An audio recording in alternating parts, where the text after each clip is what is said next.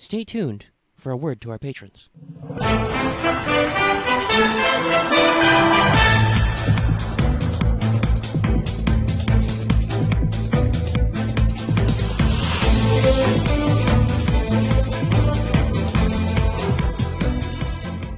Synchronization! Hello and welcome everybody to Let's Talk FGO Wanted, the show where we let you know if you want to roll that 5-star. The Lostbelt 6 never ends. And so we're going to have a new Lancer banner for you to look at, a new limited Lancer, Tam Lin Lancelot. There's a lot of L sounds in there. Also known as Melusine. Though apparently if you are sufficiently French, that should be more like a Melusine. A little bit of a Z in there. I leave that one up to you.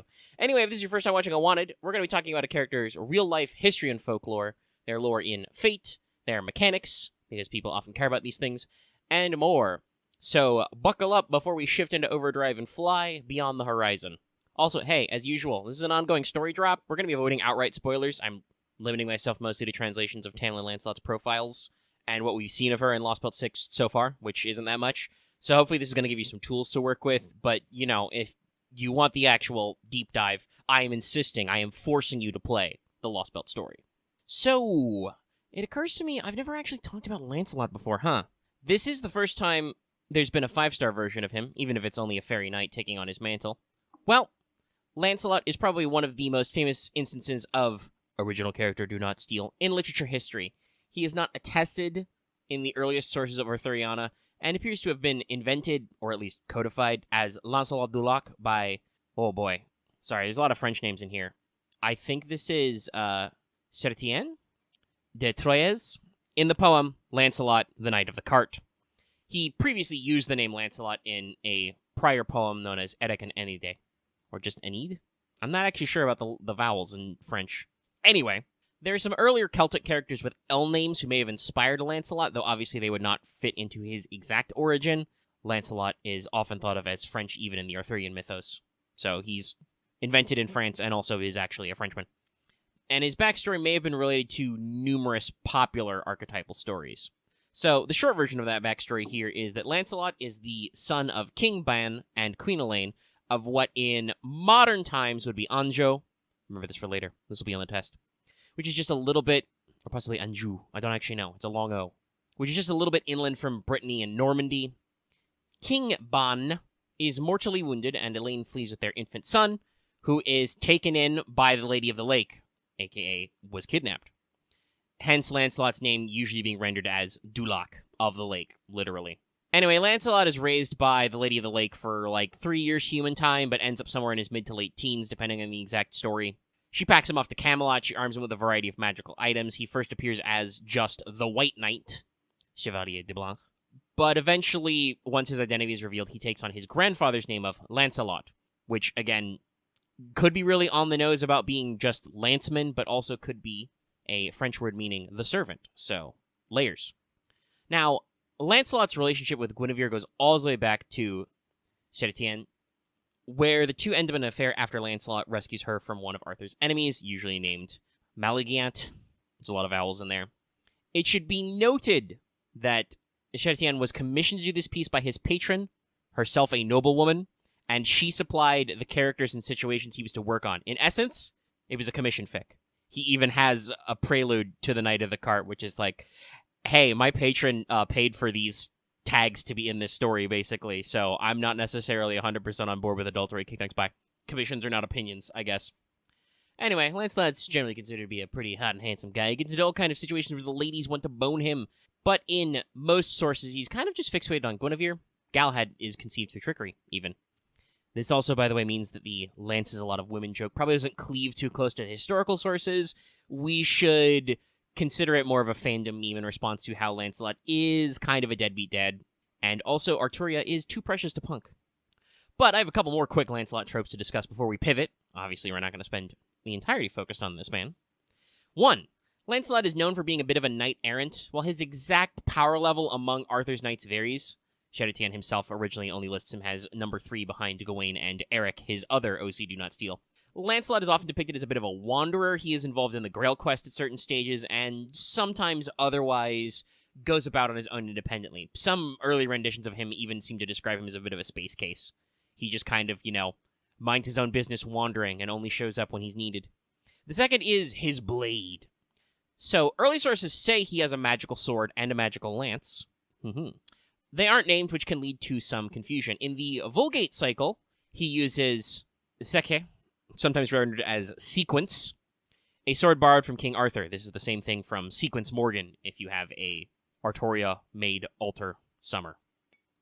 A much later Italian source says Lancelot's sword was originally named Gastigafoli, but went through several other names as it was passed to later heroes. It's a lot of names. This name just means chastiser of fools, and thus is roughly linguistically similar with the name Chestifol, which in some French iterations was Arthur's sword, kind of going back to the he just borrows a sword from Arthur. The name Aroundite isn't even really Arthurian. In a Middle English work from around the time of the Italian source I mentioned, it is attributed to Lancelot, and then, is passed on later because it's cool. Depending on the source, this may also be spelled Arundite instead of Aroundite, or Alundite with the L. That's right, the LR flip exists already. This one probably stuck, though, because Longfellow used it in a poem in a much more recent time, so, yeah. Anyway, let's talk about the other half of the legend that comprises this servant, Melusine. Also sometimes spelled Melusina. Anyway, Melusine is generally treated as a water spirit, and is a little bit of an animal bride story, though not 100%. There are a handful of variations, mostly from the continental Europe, and there are some differing qualities of who or what Melusine actually is. She is usually depicted as a fish or a snake from the waist down, but sometimes has wings, so she could be a snake lady, or she could be a mermaid. And then what exactly type of spirit she is varies as well. She's sometimes been described as a nymph in the classical Greek sense, a water spirit, like I said earlier, a succubus, a banshee, an earth spirit, or even a guardian spirit of a location. We just know she's a spirit, okay? Anyway, historically, Melusine is linked with several noble families as kind of their magical ancestor. This includes the House of Luxembourg, who ruled the Holy Roman Empire for a time, the Angevins, from Anjou, as we said earlier. They were kings of Britain and eventually became the Plantagenets. This is the family that Richard the Lionhearted is from. Keep that one in your back pocket for some future lore bit, I'm sure. And the House of Lusignan, actual Crusader kings. Also, while not explicitly linked to Lancelot, there are some funny parallels there, like I said, with the Angevin kings. Now, Melusine's origin story places herself as herself half-human. That was a little redundant. Anyway, her father was a human man, the King of Albany, a.k.a. Scotland, who met a beautiful fairy woman while hunting and asked her to marry him, because that's just what you did back in the day, I guess. She agreed on one condition: do not enter my room while I am giving birth or bathing our children. Naturally, of course, the King of Albany whiffed this one, and Pressine, Melusine's mother, flew off to Avalon, yeah, that one, with her 3 daughters, Melusine, Melior, Palatine. Upon her 15th birthday, Melusine, the eldest, asks her dearest mama, where's their dad? And she explains, the mother, I should say, my grammar is ambiguous here, explains the story of the broken promise. This convinces the sisters to take revenge on their father, locking him and all his riches up in a mountain. Because I guess we needed to explain why a dungeon is there in the future. For disrespecting their father, because, he already got punished for the broken promise, y'all. You don't need to take this on yourself. The girls are all punished. And specifically, in this version of the legend, the classical one, Melusine becomes half-serpent every Saturday. She's a Saturday serpent. Now, Melusine goes about her business until she, in turn, is seen in the forest by Raymond of Poitou. Poitou? I can't handle these long vowels, I'm sorry. Anyway, he, of course, does the thing where he meets a weird fairy woman in the woods and proposes to her. And she's like, okay, if you never look at me on a Saturday. Anyway, they go on to have a lot of kids and build a lot of sick castles, but he breaks the promise, but he keeps it on the DL until an emotional moment he refers to his wife as a serpent. She immediately turns into a fuck you dragon and flies away. This is why you always make sure not to bring up your wife's magical transformation, kids. Now, Melusine has a few local variants about which family she's the ancestor of, but generally there's a lot of privacy questions, lamentations, and castles. She's usually seen as a protective spirit, but the Luxembourg version does say that if she finishes stitching her chemise, the city is doomed. It will be swallowed by the stone. Also, hey, Monster Girl fans, the Luxembourg variant says that she's still kicking around, trapped in the Bach Rock, and every 7 years she appears with a golden key. If you're brave enough to take the key and free her, you can take her as your bride. That'll be a whole new form of tourism for that country. Additionally, the nature of Melusine as a water spirit seems to have influenced Paracelsus's ideas of water elementals, which in turn had a heavy influence on the novella Undine, which led to works like The Little Mermaid. There's a lot of history stacked back here to get through. And so, we move into Fate lore, and this is the part where I explain to you that none of what I told you actually mattered. Both the servants' names are fake. Ha ha! You have been japed. Yes, indeed, in her own profile, Melusine says that Melusine isn't her actual name, but it is an important one to her, so both her names are aliases. Since her double secret true name, what is this, the World of Darkness, isn't given in her public profile, we'll continue to use Melusine. However, this is a good time to discuss Tamlin in A Wanted, so here we are. Tamlin is the name of a ballad, and the titular character of that ballad from the border regions around Scotland, which is hellaciously popular and well-known in folklore circles. I discussed this on Let's Talk in the past, but there are a couple of giant compilations of fairly common, like, folk stories and ballads in the British Isles, usually which are in excess of 100, sometimes 300. Tamlin is, like, in the early 30s, so top 50. Anyway, in the ballad, Tamlin is a knight in service to the Fairy Queen, with an extra E at the end, who falls in love with a mortal girl. She must rescue him from being sacrificed to hell. Yeah, that one. She pulls him from his horse during a procession and must hold on to him through a series of monstrous transformations in order to basically win him off the Fairy Queen. This makes it a very thematically appropriate story to apply to these fairy knights who appear to have had their true names completely blanked by Queen Morgan, ruler of the fairies, a fairy queen, if you will, and who go through increasingly more monstrous transformations as they ascend. It's not the most literal translation. The phrase in Japanese still is given as yosekishi, where fairy knight would be fairly direct, but it is still applicable. The grammar is a little bit weird, but it's shorter, so take that what you will. But yeah, Melusine takes on the role of Lancelot and arguably takes on the role of Melusine with a pretty standard variant of her legend described in her profile. Melusine is still said to be half human, half fairy, and cursed to become a serpent and eventually a dragon. The actual playable unit, Melusine, is unique in that she's the only dragon-type fairy in all of Britain. There's a unique wombo combo for you, fairy dragon, which sets apart her attitude and behavior from all the other fairies we encounter in the Lostbelt. It is described when talking about her Dragonheart skill that she constructed her own dragon core, which makes her biologically the same as other dragons, though she was not originally dragon-kind. So yeah, there's a lot of layers and stuff going on here. There's also some fun association with one of her other skills with mirages along the horizon, a phenomena which in Italian is known as Fata Morgana, and I described this in the Morgan Wanted because it's literally related to Morgan Le Fay. This version involves dragons, though, which I didn't find any immediate sources on, but still, neat, cute things that wrap around. Her description of her powerful, beautiful, and unique status has ties to both Melusine and also Lancelot's nature as kind of the canon foreigner. He, slips in later. What little we've seen in Act 1 of Lostbelt 6 indicates she may not have even originated from this Lostbelt either, so that's some very classical OC do not steal type stuff. Even if she's not literally Melusine, she's trying very hard to LARP her. But any further things we've got here would probably be best left to unpack in the Lostbelt story which remains, so we're going to move off to mechanics for now, though I do want to point out that Melusine will have a couple of interludes effectively to unlock her additional costumes, so you may or may not get more story there. I'm not actually sure. Anyway, mechanics.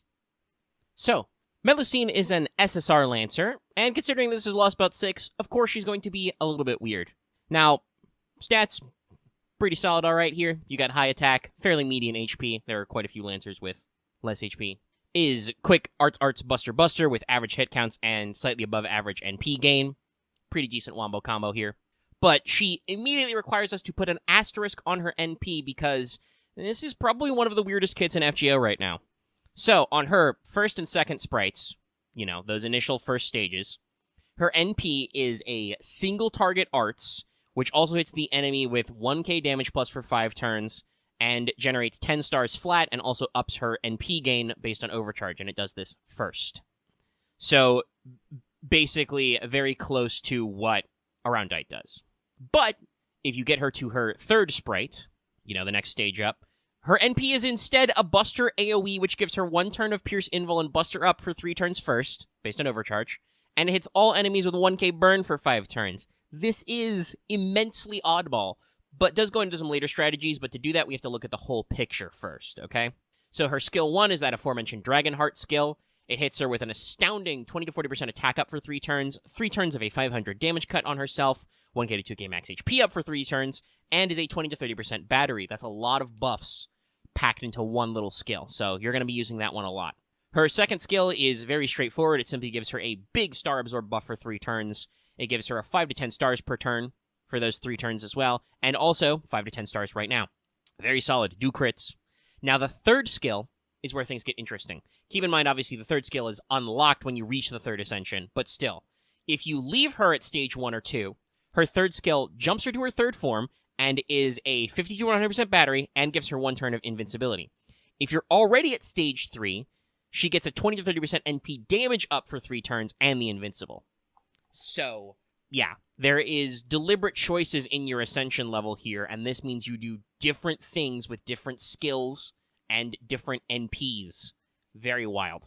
Her passives, at least, are very straightforward. It's just Magic Resistance B and Territory B+. Those arts cards are going to slap a little harder, and she has a decent built-in debuff resist. So, as you can see, Melusine is very weird. Now, you'll notice from these notes that Melusine doesn't ever switch back when you use her third skill effect, and if she's already in stage 3, she can't switch back to her single target Noble Phantasm. So this isn't quite like Space Ishtar's ability to switch her NP card type. It is a purely one-directional switch, and like I said, if you're already at stage 3, there is no switch. You just go with the second version of her skill. So basically this means she has 2 uses in a team comp, and you can kind of switch them mid-fight, but only one way. The first is that she's basically a Lancer version of Saberlot. She has immense potential for arts, crits, and NP looping on a single target basis, and repeated bullying of enemies and charging her NP with crits, which leads into more damage stacks. She, gets NP gain up on her NP. She will give them a damage plus for quite a long time. You just keep looping that back over and over again, get some arts crits. You'll keep doing that NP over and over again. Saber Lancelot is already considered a pocket SSR, so someone with similar, though not quite the same, because if you're going purely in this strategy, she basically has a dead skill, but similar energy with just a different class bonuses can be helpful. You will find matchups where this works.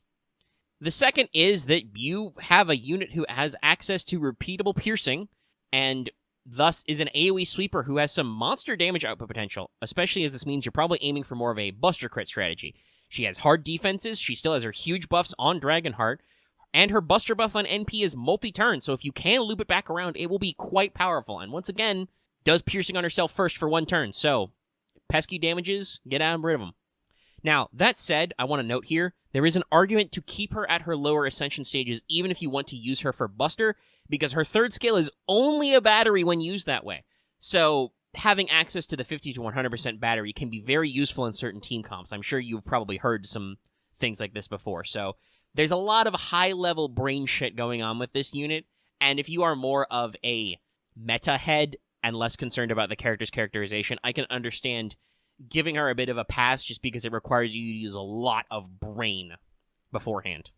But if we're going to use our brains like this, who's in the team comp? Now, because of her inherent flexibility, if you end up switching focus, you might lose out on some damage potential if you aren't careful. So you probably want to build a team based on either focusing on her arts or buster NP.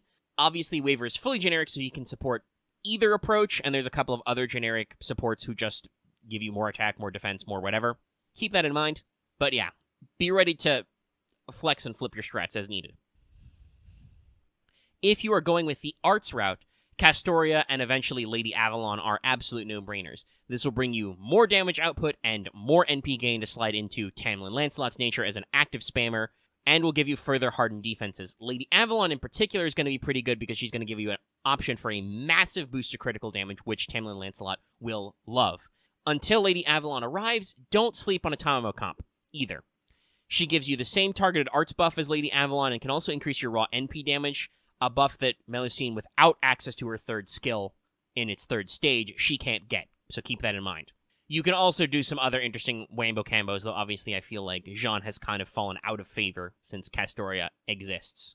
But if you're going to cut out the middleman and just jump straight to the Buster AoE, this gives you also a wealth of possibilities. Merlin obviously is good for all the same reasons as Lady Avalon, and is already out, but he gives you the damage, the NP charge, the max HP, the crit that you're looking forward to. So keep that one in mind. The Koyan Skies are also eminently useful, as Melusine is a Buster Servant, so Koyan of Light is useful, especially if you want to build loop comps, but also Koyan of Dark works because Melusine is an animal trait servant, being a dragon, kind of. So Koyan of Dark gets to access specific buffs to animal-type servants, and also she can apply the Spreading Fire debuff, so if you're going to be Buster spamming that NP over and over again, you'll add some extra burn damage. Similarly, a fellow member of the Lostbelt 6 squad, Oberon, can also do some interesting wombos, as he does help with Buster stuff, and Melusine has Piercing on her NP with one of Oberon's drawbacks, but only one of them, he has quite a few, will be to give his enemies invul when he hits them with his NP. So you can do some follow-ups there, some interesting tricks of the trade. Now, for CEs, you're similarly probably going to be picking and choosing based on which NP you plan on actually executing. Obviously, raw attack or NP damage up, like Golden Sumo or Black Grail, works no matter what. But if you want to execute your Arts Loop best, consider something like, say, Dive to Blue. Any other similar summer CEs work there. Obviously, she can have her own battery, but doesn't necessarily intrinsically, so you may or may not need some starting NP, depending on what your support comp actually is like. Conversely, if you're bustering, pick accordingly, and consider that you could possibly go just for straight raw damage like Limited Zero Over if you want. I would actually recommend looking at either Hakuno's CE for this, that's another ending, or Victor of the Moon, depending on your flavor, because that works well with the card type and the crits, but there's some options out there. You also might be able to chase down some piercing arts CEs if you want to keep that true damage effect without necessarily going for the Buster version. Something to keep in mind. So, for the other stuff, her Ascension mats are pretty normal. You should probably have enough Night Metals and Reactor Cores and Reverse Scales and stuff lying around. That said, she does have a wealth of costumes, so if you want to do that kind of stuff, that's going to require some major LB6 mats, so keep your eyes on that one, Perfectionists. And unfortunately, her skills also require a fuck ton of bells, which is always sad when you have a 100% battery option, so keep that one in mind. And also keep in mind that she does need a lot of Dragon Fangs and Soaps as well, so this one may be very expensive for you to level up. Possibly pray to break out those pure prisms. So, as far as I can see so far with my future vision, Melusine doesn't seem to have any specific event bonuses, where she's, like, specifically featured in an event story. But as an animal trait servant, she is going to get a bonus in the upcoming Tunguska Sanctuary main interlude event story thing. But yeah, she'll get a damage bonus then. And as you might expect from Team Lostbelt 6, Melusine is already pretty popular in banners. She's going to be on the Act 2 release banner shortly. She's also expected to be on the main story clear campaign later this year. This one will be where they introduce the teapot, so that's when you know that's the time to go. And also, next year she'll be on the Road to 7 campaign, specifically the LB6 one, obviously. And of course, as a limited SSR, she'll be included somewhere in all future Lucky Bag GSSR summons. And that's all we got. I'm still sick, so I'm going to take the quick W and get on out of here. Best of luck with your banners, everybody. So have fun with that. As always, if you're watching this video, be sure to give it a like. Leave your comments on your banner success. Make sure to sub for more Wanteds and more Let's Talk FGOs. There's so much Lostbelt 6 to get through still. You can also consider supporting our channel by clicking the join button for channel memberships, get access to membership badges and emotes, and consider supporting us on Patreon. Could have gotten access to this early, and lots of other things. Speaking of which, real quick before we go, I'd like to shout out to our patrons like Adam DeHarp, Blacklist OG, Call Me Zed, Carlos, Dragon, Ferris, Face Icebird, Jeremy Vasquez, GDV9000, Jester the Fae, John Sandoval, Chris Starlight, Legendary Boss Hunter, Liam Kessler, Regent Raptor, Rise of Kenji, Rogue Robin, Sharvor, Sean Pryor, Some Guy Named Bob, and Varen the Crow, and many others. Thank you very much for your support, everybody.